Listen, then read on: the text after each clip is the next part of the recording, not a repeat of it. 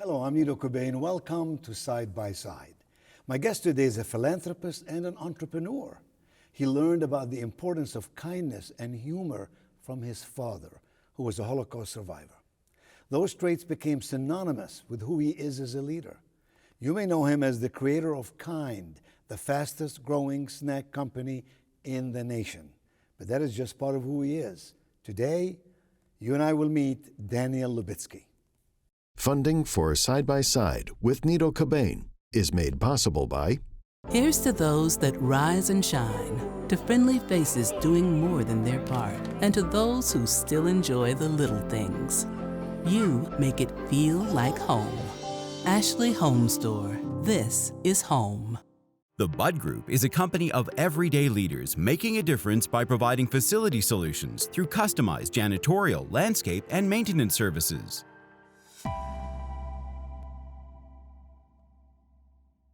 Coca-Cola Consolidated is honored to make and serve 300 brands and flavors locally. Thanks to our teammates. We are Coca-Cola Consolidated, your local bottler.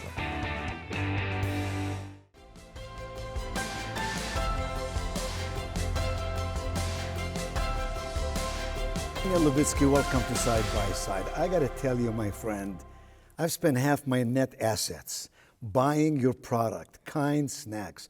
You can't go anywhere and not see Kind Snacks on college campuses, in airports, in stores, on airplanes. You've got to tell me, how did you get the idea and what made you start this company called Kind?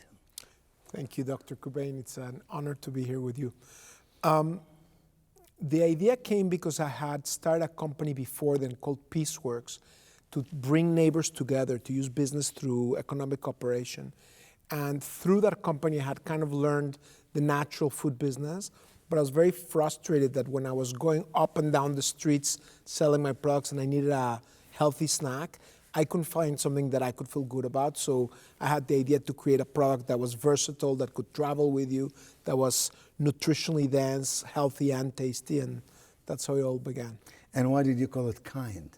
I called it Kind in honor of my father. The day that I was... Your father, a Holocaust survivor, who inspired you measurably in your life. Yeah, my dad was far and away my best friend and mentor. And he was a Holocaust survivor, and in spite of what he went through, with all the darkness that he witnessed, he was a very, very kind person, and he was very kind to everybody. Everywhere he went, he was trying to brighten people's lives, and so it was an inspiration to him. The company was launched the year he passed away, and it was a very difficult but interesting year because it was also a year of a lot of growth for me. Even though I missed them a lot, I did a lot of prayer and a lot of introspection and a lot of meditation, and I grew a lot while suffering, missing him, but trying to emulate and trying to do a very, very small part to try to live up to who he was. But also Kind is because we were looking for a human adjective that would describe our three core attributes. That's kind to your body, meaning very healthful, kind to your taste buds, that it has to be delicious, and kind to the world, that we try in our small way to make this world a little kinder, one snack and one act at a time. Mm-hmm. Did you think of it just one morning while you were shaving, or did you get a focus group and advertising company and a whole host of talented people? Definitely no focus group, but it was a journey. I started thinking about, I was for years looking for healthy snacks. I knew there was an opportunity in that space because I was very frustrated with my own snacking options. But it took a long time to figure out what product would work. It took a long time. If you had seen, Dr. Cobain, the names that we were considering instead of Kind, now it's Kind. It's almost funny to think about other alternatives, but we had all sorts of terrible brand ideas till we stumbled upon Kind. And even our mission and the way I explained it, it took us many years to refine it till we really understood ourselves exactly what we want. But from the very, very beginning, we did have very clear guardrails about what we were not and what we were going to be. So in contrast to my prior company, Peaceworks, where I was young and I was making a ton of mistakes because I wanted to be everything to everyone, at Kind, from day one, we were very disciplined about never sacrificing our core attributes. It always had to be nutritionally dense. It always had to lead with healthful ingredients like almonds or whole fruit or whole nuts or whole grains. It always has to be tasty, even if it's nutritious, but if it's not tasty, we won't launch it, and vice versa. And as far as our social mission, from the beginning, when we called it kind, the aspiration was to make this world a little kinder, but the mission evolved a lot because at the beginning, we thought we needed to do kindness to the others. So we were a motley crew of 12 people trying to carry people's groceries, and that's how we were manifesting our kind mission.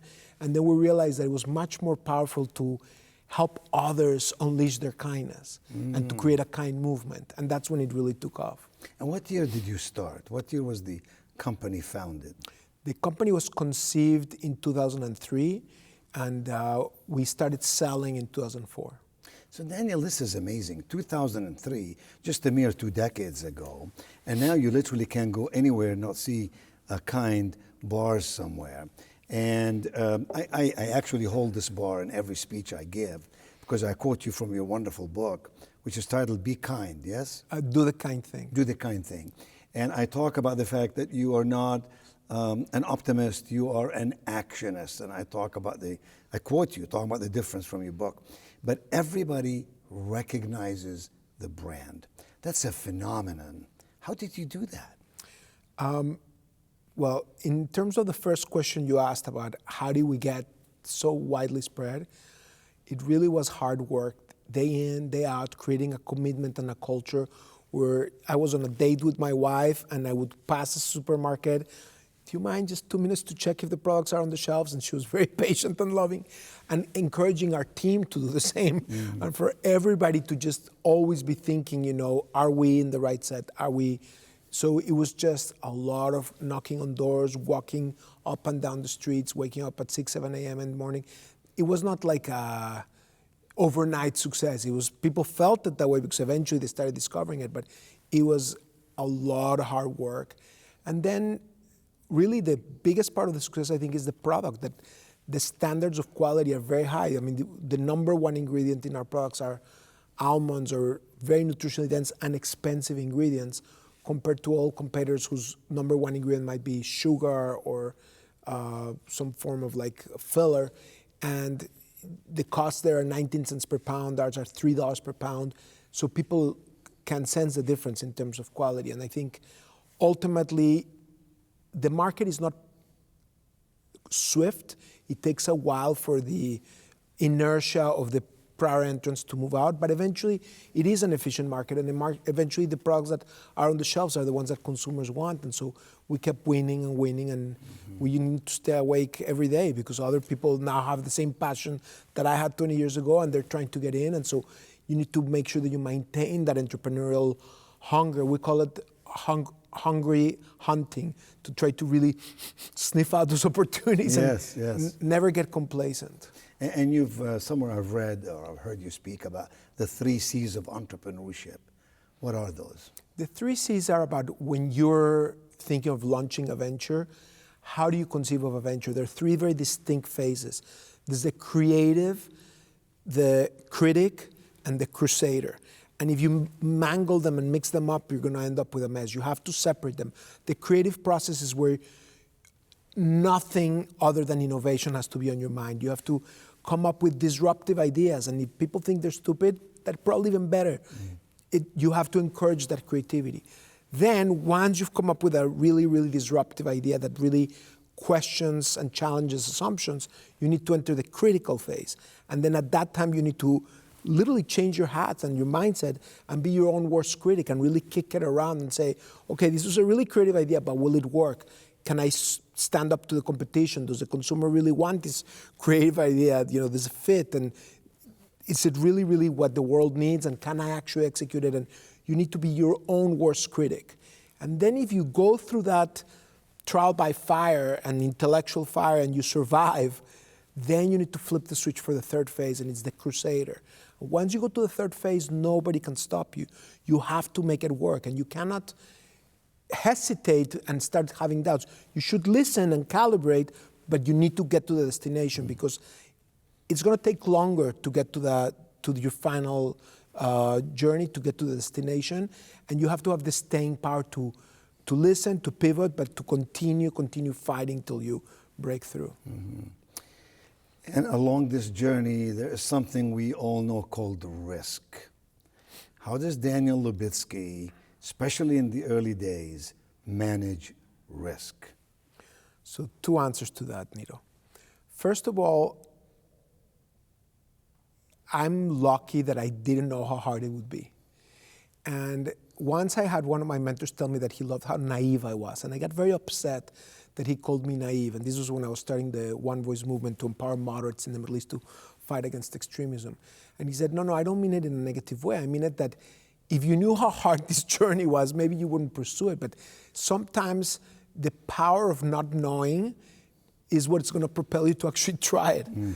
The other thing, though, is that I am an entrepreneur. I definitely am comfortable with risk, but it's very calculated risk. It's things where I have enough knowledge to feel comfortable with the risk.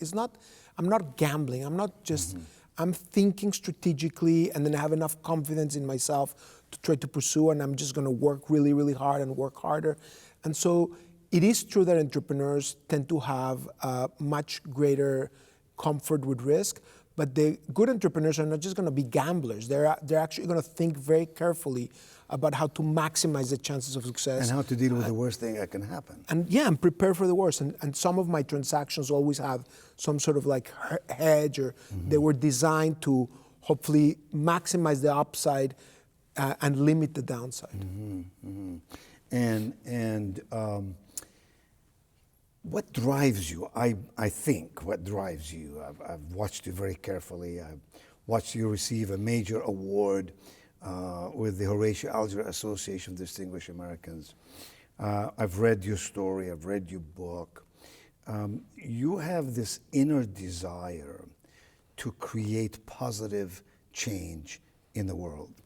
And it began in one direction, and of late you started another organization. I believe it's called Starts With Us, and it has a mission and a vision, and it represents your values. What is it, and why did you start it?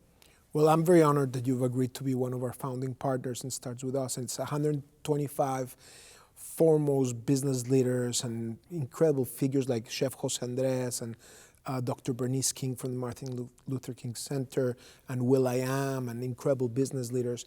And it's a lot of people that recognize that our nation and our society is moving in the wrong direction in terms of the bad habits that we're forming, where we're being very, very unforgiving, we're very judgmental, very quick to judge, very slow to forgive, and we're not listening to the other. We're not trying to respect that people might have a different perspective.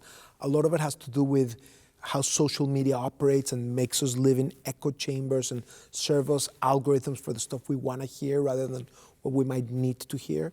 And we're trying to help all of us, young and old generations, recapture the daily habits that made America the incredible country that it is, which is rooted in respect, in kindness, in curiosity, in compassion, in the courage to work together.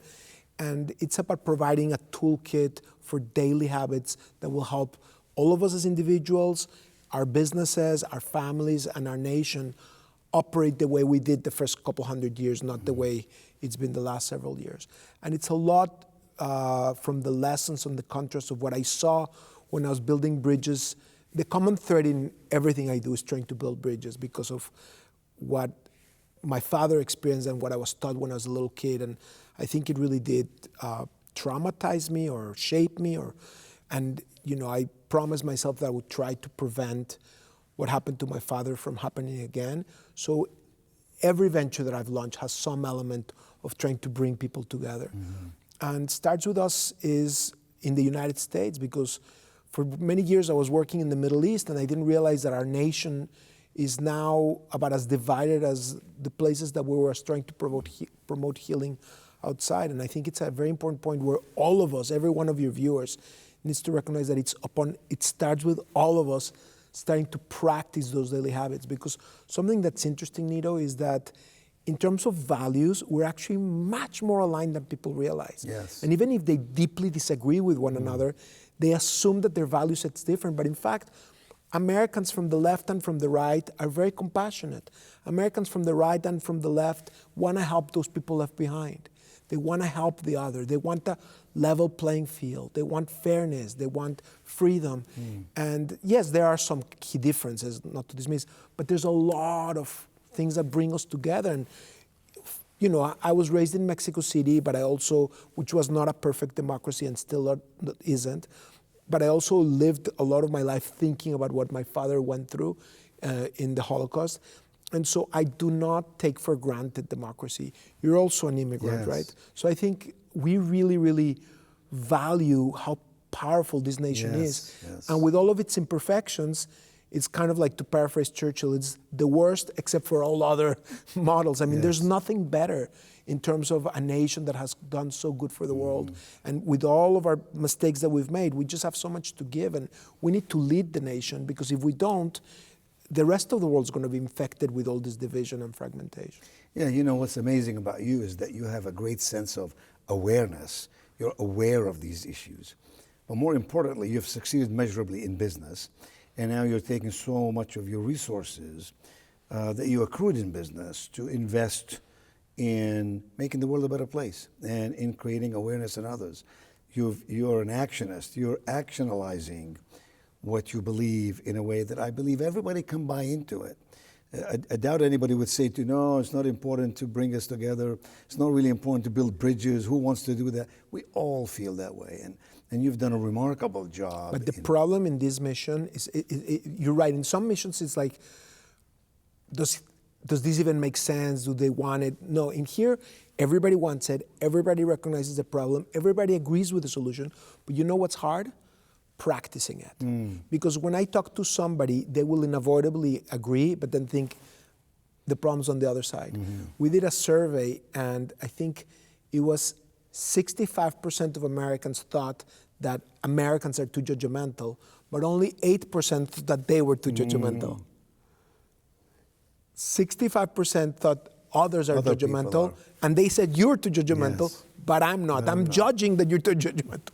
And across the board, That's that was the same ironic, problem. isn't it? Yes. Very ironic. And across the board, all of the data showed that people think that the people that are not listening are on the other side, but their side, their tribe is right, and they're listening. No, all of us are suffering from this malaise of the bad habits that we're forming. All of us have to work harder to try to listen to the other side, to try to be respectful, to understand that we don't have all the answers, and the person that disagrees with us is not evil. It's not possible that 50% of the population is evil.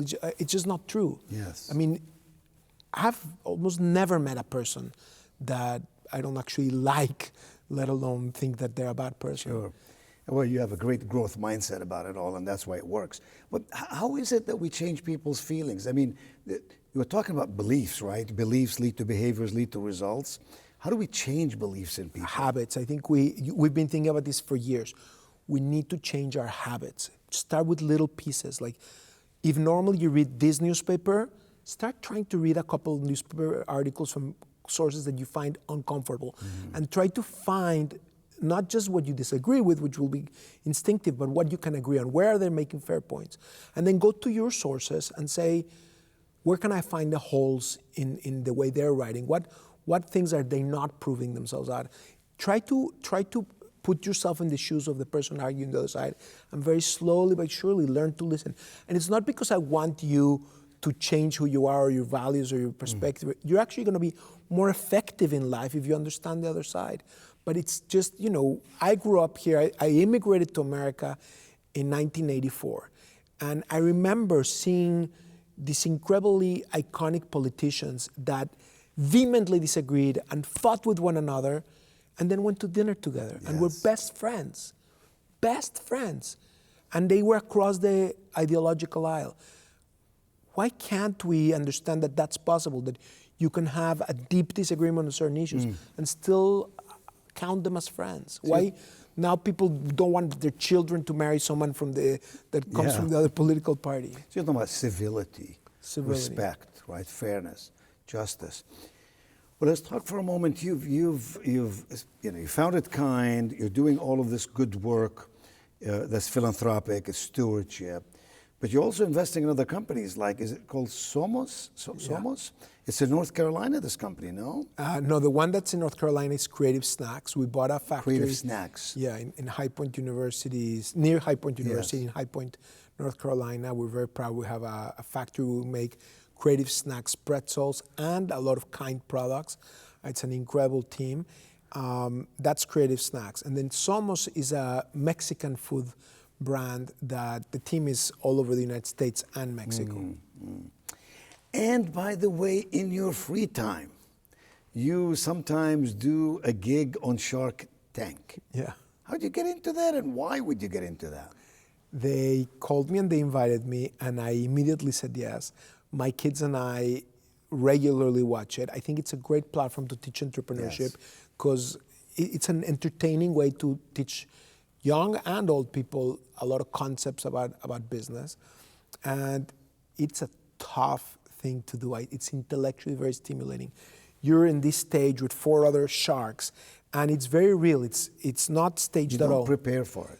You do not You don't know what's coming up? You do not know. It's really honest. It's Literally, you might get 5 seconds before when you sit down and like, oh, I try to glimpse at the display. Yeah. But sometimes no they're covered. idea, no idea. The displays are covered, so you will get 5 seconds before the audience. Nothing, and then the presentations are very clean. The only thing is that a show might be recorded for 45, 50 minutes, and it gets edited to a Yes. 12-minute segment. So there is editing, but the editing is very true to life. People are screaming past each other, so they edit that stuff out. But you have to very quickly think on your feet and listen to the other sharks and listen to all the cues. Have you invested in some of those companies? I've invested in a few. Have of they those done companies. well for you? Some of them done well. All of them are a tremendous amount of work. They're like the early stage pieceworks, the very earliest of stages of Kind, and they need a ton of love. And the entrepreneurs are fantastic, so they deserve the support. But it's a lot of work. All right, Daniel, you're a young man. You have already accomplished amazing things in your life. You are doing excellent work for society, teaching us all that our similarities are much more ample than our differences. What's next for you? It's probably just deepening the areas that I mentioned, businesses with purpose and civic initiatives that have entrepreneurial DNA that are going to move fast and have an impact. I thought about politics. I don't think I have the DNA for it because politics by its nature is very divisive. I just don't think I can do that. I think I want to unite people rather than polarize. I don't like partisan politics. I think parties themselves, it's a problematic concept. George Washington felt it was a mistake. Many people, Einstein and others saw that partisanship, it blinds you. It makes you think that your side must be right at all times, and then it stunts your growth because you're fighting for your team rather than fighting for truth, fighting for your patria, how do you say patria, to be a patriot for your nation. So I think I'll stay on my Stay in the business sector and the business, philanthropy, and Yeah. entertainment that has an impact on society. Yes, and the future is bright for you, for sure. Are you going to write another book? Can I just say, in terms of the future's bright for you, I'm tremendously worried. I think it's my nature, perhaps because I'm a confused Mexican Jew, perhaps because of my father's upbringing and what he went through.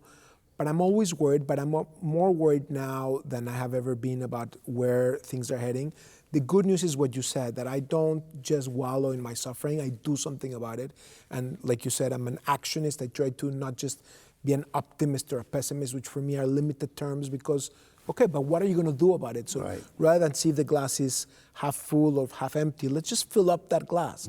And so I'm very optimistic because I'm determined. But I really do think about these issues a lot. They do keep me up at night. And I want my children to inherit the world you and I inherited.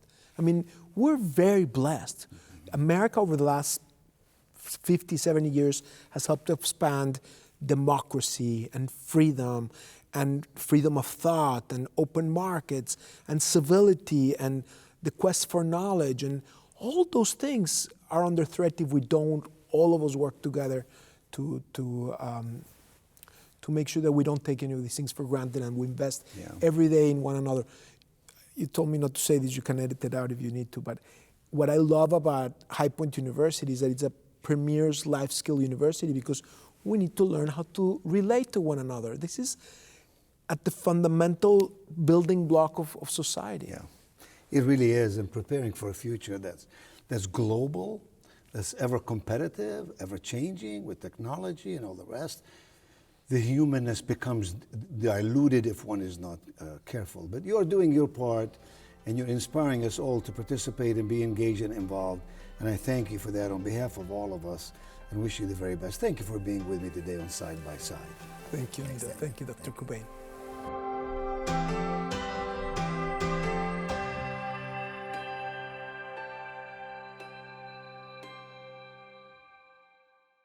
Funding for Side by Side with Nito Cobain is made possible by Here's to those that rise and shine, to friendly faces doing more than their part, and to those who still enjoy the little things. You make it feel like home. Ashley Home Store. This is home. The Bud Group is a company of everyday leaders making a difference by providing facility solutions through customized janitorial, landscape, and maintenance services.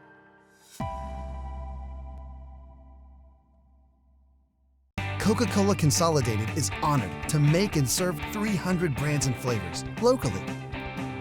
Thanks to our teammates.